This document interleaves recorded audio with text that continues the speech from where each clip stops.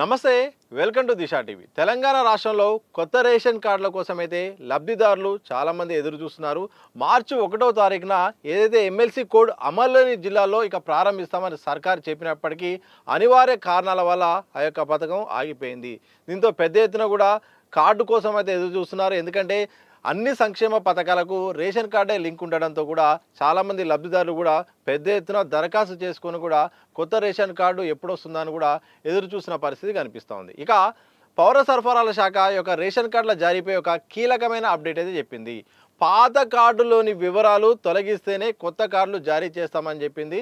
దీంతో ఇక పాత కార్డు సంబంధించిన వివరాలు తొలగించుకోవాలి, లేకపోతే కొత్త కార్డు విషయంలో మాత్రం అప్లై చేసిన మాత్రం ఆ యొక్క దరఖాస్తు రిజెక్ట్ అయ్యే అవకాశం ఉందని చెప్పడంతో ఇక లబ్ధిదారులు ఒక కంగారు అయితే మొదలైంది. ఈ నేపథ్యంలో పౌర సరఫరాల శాఖ కూడా ఒక కీలకమైన విషయాన్ని కూడా చెప్పింది.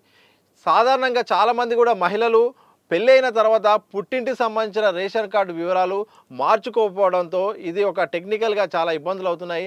దరఖాస్తు అప్లై చేసుకున్నప్పుడు రిజెక్ట్ గురయ్యే అవకాశం కనిపిస్తుంది. కాబట్టి ఎవరైతే మహిళలు పెళ్లి చేసుకుంటారో ఆ పుట్టినింటికి సంబంధించిన అప్డేట్ మాత్రం ఆ వివరాలు మాత్రం అప్డేట్ చేసుకోవాల్సిన అవసరం ఉంటుంది.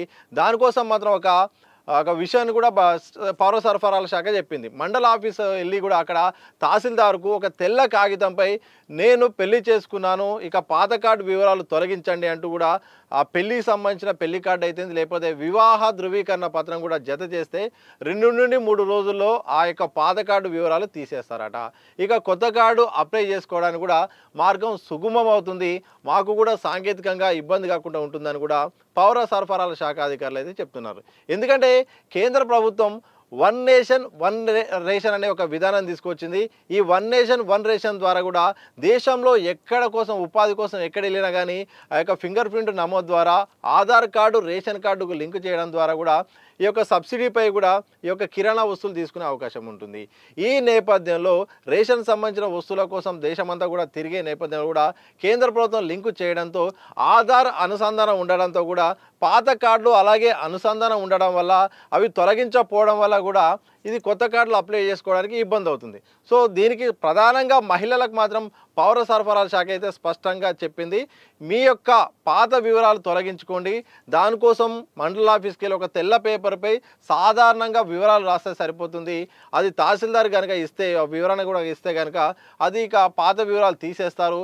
మీరు కొత్త కార్డు రేషన్ కార్డు అప్లై చేసుకోవడానికి వీలుగా ఉంటుంది. మిగతా అన్ని సంక్షేమ పథకాలు కూడా రేషన్ కార్డు లింక్ ఉంది కాబట్టి అది మీకే ఉపయోగకరంగా ఉంటుంది. ఈ రిజెక్ట్ అయ్యే అవకాశం కూడా ఉండదని కూడా పౌర సరఫరాల శాఖ చెప్తుంది. సో ఈసారి కొత్త రేషన్ కార్డుల కోసం పెద్ద ఎత్తున డిమాండ్ ఉంది. లక్షల మంది ఈసారి దరఖాస్తులు చేసుకున్నారు. 2, 3, 4 మార్గాల ద్వారా కూడా చేసుకున్నారు. ఒకటి ప్రజాపాలన ద్వారా దరఖాస్తులు చేసుకున్నారు. కులగణన విషయంలో కులగణన ద్వారా కూడా వివరాలు వెల్లడించారు. ఈ యొక్క గ్రామాల్లో గ్రామ సభల ద్వారా చెప్పుకున్నారు. మీ సేవా కేంద్రాల ద్వారా కూడా చెప్పుకున్నారు. ఇలా మండల కేంద్రానికి వెళ్ళి కూడా వినతులు ఇచ్చారు కొంతమంది అయితే. అంటే ఒక 3, 4 మార్గాల ద్వారా ఈ యొక్క వినతులు ఇచ్చే కార్యక్రమం నడిచింది. ఏకంగా దాదాపు అందుతున్న సమాచారం ప్రకారం మాత్రం 15 లక్షల పైగా కొత్త రేషన్ కార్డుల కోసం దరఖాస్తులు వచ్చాయి. దాంతోపాటు ఇక రేషన్ కార్డులో సవరణల నేపథ్యంలో పేర్లు కానీ అడ్రస్ సవరణ నేపథ్యం మాత్రం ఏకంగా 25 లక్షల పైగా దరఖాస్తులు వచ్చాయట. దీంతో అధికారులు ఇబ్బంది పడిన పరిస్థితి కనిపిస్తుంది. ఇన్ని దరఖాస్తుల నేపథ్యంలో ఎట్లా వీటిని స్క్రూటినీ చేయాలి, ఎట్లా షార్ట్ లిస్ట్ చేయాలి, ఎట్లా ఇబ్బంది అయ్యే పరిస్థితులు ఉంటాయి. ఎవరైనా మళ్ళీ ఎవరికైనా ఇబ్బంది అయినా ఎవరికైనా రిజెక్ట్ అయినా కానీ ఇబ్బంది వస్తుంది. భారీ ఎత్తున 10 ఏళ్ళు, ఎందుకంటే బీఆర్ఎస్ సర్కారు 10 ఏళ్ళ అధికారంలో ఉన్నప్పుడు కూడా కొత్త రేషన్ కార్డుల జారీ చేపట్టలేదు.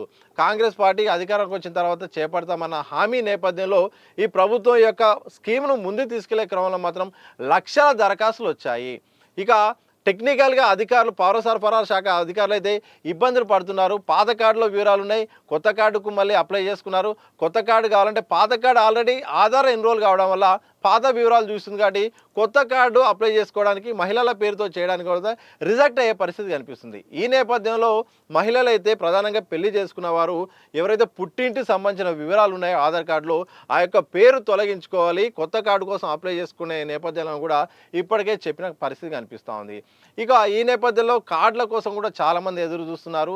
ఇటు లబ్ధిదారులు చాలామంది కూడా ఎదురు చూస్తున్నారు. చాలామంది పెళ్ళైన కుటుంబాలు ఉన్నారు, అలాగే పెళ్ళైన వాళ్ళు ఉన్నప్పటికీ జంటలు ఉన్నప్పటికీ కొన్ని ఏళ్ల నుండి కూడా ప్రభుత్వ పథకాలకు నోచుకోవడం లేదు. ఎందుకంటే ఇటు సబ్సిడీ గ్యాస్ ఉన్నది, సబ్సిడీ గ్యాస్ తోటి ఉచిత కరెంట్ ఉన్నది. ఇట్లా ప్రతి ఒక్క దానికి ఇంద్రమ్మ ఇళ్ళకైతుంది, ఏ ఒక్కదానికి కూడా అన్నిటికీ కూడా రేషన్ కార్డు అనేది ఒక అర్హతగా లింక్ ఉండడంతో చాలా కొన్ని లక్షల కుటుంబాలు అయితే ఈ యొక్క లబ్ధి అంటే ప్రభుత్వం నుండి లబ్ధి పొందాల్సిన అవకాశం ఉన్నా కానీ సాంకేతిక కారణాల వల్ల వాళ్ళు ప్రభుత్వ ఫలాలు పొందడం లేదు, సంక్షేమ పథకాలకు దూరంగా ఉంటున్నారు. ఈ నేపథ్యంలో ఇక రేషన్ కార్డు అనేది తప్పనిసరిగా మారిపోయింది.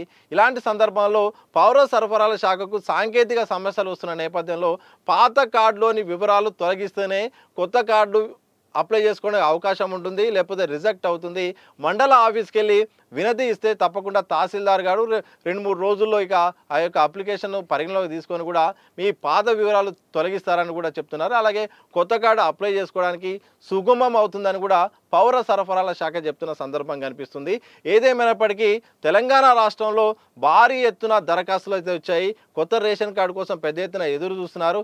కొన్ని సాంకేతిక కారణాల వల్ల, అధికారుల తీరు కారణాల వల్ల, మిగతా కారణాల వల్ల మార్చి 1 నుండే కావాలి, గత నెలనే కావాలి, మళ్ళీ ఎన్నికల కోడ్ వచ్చింది, ఈసారి కోడ్ కూడా ఇక 2 రోజుల్లో అయిపోబోతుంది. ఇలాంటి నేపథ్యంలో నెల చివరికన్నా కనీసం మార్చి లాస్ట్కైనా కొత్త కార్డులు వస్తాయా లేదా అని కూడా లబ్ధిదారులు పెద్ద ఎత్తున మరి ఎదురు చూస్తున్నారు. మరి రాష్ట్ర ప్రభుత్వం ఎలాంటి కీలక ప్రకటన చేస్తుందా, మళ్ళీ వాయిదా వేస్తుందో చూడాలి. ఎందుకంటే కొత్త రేషన్ కార్డుల విషయంలో మాత్రం ఇప్పటికే ప్రకటన చేసింది, మళ్ళీ ఆగిపోయింది. మరి కొత్త కార్డుల జారీ ఎట్లా ఉండబోతుంది అనే దానికైనా కూడా లబ్ధిదారులు ఎదురు చూస్తున్నారు. ఈసారి కొత్త డిజైన్లో వస్తుందట కార్డు కూడా, స్మార్ట్ సైజులో వస్తుందని చెప్పినారు. ఇప్పటికే 2-3 రాష్ట్రాల్లో కూడా పౌర సరఫరాల అధికారులు కూడా అక్కడ పర్యవేక్షణకు వెళ్ళారు. మహారాష్ట్ర అయితే, కర్ణాటక, కేరళలో అమలు చేస్తున్న కార్డుల విధానం పట్ల కూడా వాళ్ళు ఇప్పటికే అధ్యయనం కూడా చేశారు. స్మార్ట్ టైప్లో ఉండబోతుంది, ఏటీఎం సైజులో ఉండబోతుందని కూడా వార్తలు వస్తున్న నేపథ్యంలో చూడాలి మరి కొత్త రేషన్ కార్డు ఎలా ఉండబోతుంది, ఎప్పుడు రాబోతుంది, ఎంతమందికి రాబోతుంది, ఇలా చాలా ప్రశ్నలు ఉన్నాయి. వీటికి త్వరలో మరి పౌర సరఫరాల శాఖ సమాధానం చెప్పాల్సిన అవసరం అయితే ఉంది.